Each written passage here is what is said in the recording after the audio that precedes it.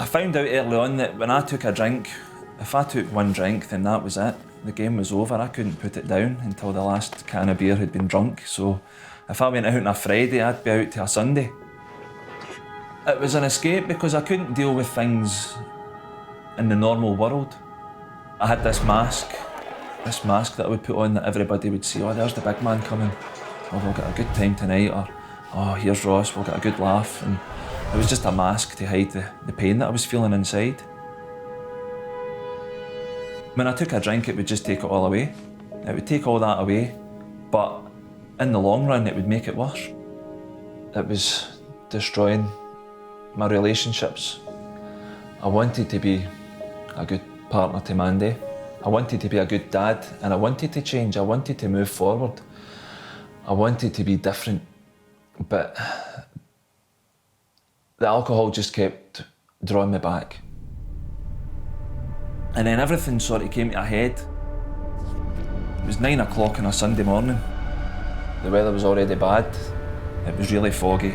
It was wet. I'd been drinking. We'd been up all night partying. So my friend who was with me and myself, we decided to come home. Because of the fog, I couldn't see anything. We hit the tree, and then everything just went black.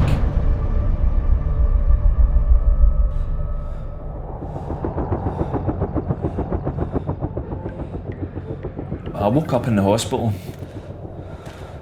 I was lying on the bed, and Mandy was there. And I had a neck brace on, but I heard my dad's voice.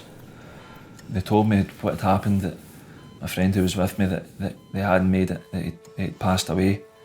And my heart sank. It was just so painful. I mean, it was me that done it. The first person I thought about was his mum. That was the first person I thought about, was his mum.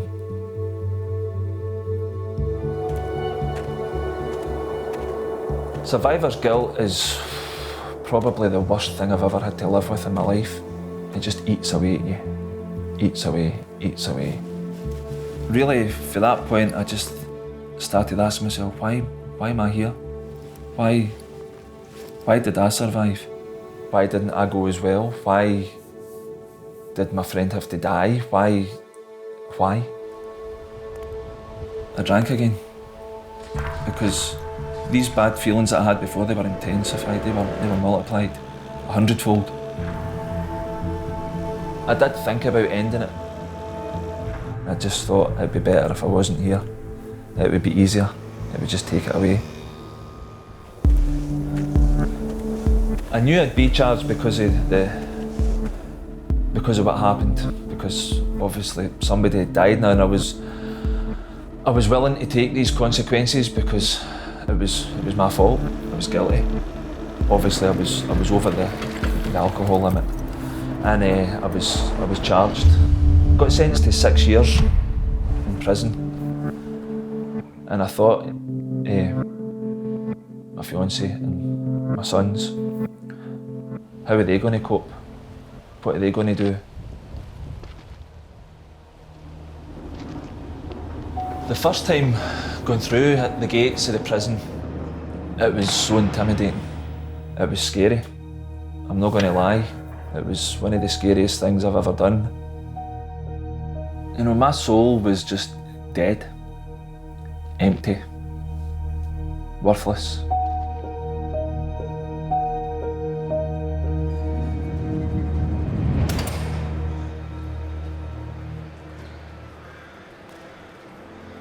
I was released after 3 years on parole. All the feelings that I had before were still there, but they were magnified because I had this guilt now, because of the accident, and also a guilt for having left Mandy and the boys on their own. So I struggled with that, and again, my coping mechanism was alcohol, and it was starting to beat me again. That was the lowest point then, when I finally realised, right, I had to change. I had to change. I started to have thoughts again of God. The seed that was planted when I was in prison, it was still there. Prison chaplain, Bob, he would come along for a cup of tea. We'd just chat. I know it now, I didn't know then, but he was just witnessing to me. He was just drip feeding me wee bits of information about his faith, where he had been, his story. And I thought, I need to water this seed, not drown it with alcohol. I'd been threatening to Mandy for a long time, I'm going to go to church, I'm going to go to church. And she's like, aye, right, whatever. So I got ready on the Sunday, went out, and I went directly to the church that I'm still a member of. I still go to this church. And the pastor was standing at the door, and I just says, I'm looking for God. And he just says, come in, son, you've come to the right place. I remember I sat down and I sat at the back. Immediately I felt a sense of peace, that some strange way that things were going to be okay. It was one of the elders that was preaching, that was the story of Zacchaeus. And it was the last verse when it says, the Son of Man has come to seek and to save that which was lost. And I just thought, I'm lost. The pastor got up and he put the call out and he said, if anybody would like to receive Christ, come to the front and we'll pray with you. And I was up out my seat like a rocket. Something just took over me and I was like, woof, I'll go. I just had to give it all to Christ that day. I never ever forget what happened. Never forget what happened, but I couldn't live with the guilt any longer, and He saved me from myself. I can sit on a Saturday night and enjoy sitting watching the telly with my wife, no thinking about a drink, because this desire for alcohol, he's just came in and just went like that. I'll take that. Gone. My purpose is to obviously be a good husband, father, but I've got a purpose to tell others what Jesus has done for me. If that can change even one person's life, you know, it could prevent so many people from going through heartache just because I went in and shared my story.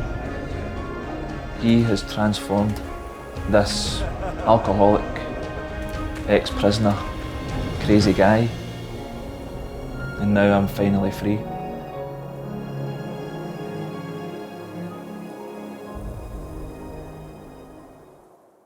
The Bible says, for by grace are ye saved, through faith, and that not of yourselves. It is the gift of God, not of works, lest any man should boast. You cannot save yourself. There is not enough goodness that you could do to save yourself.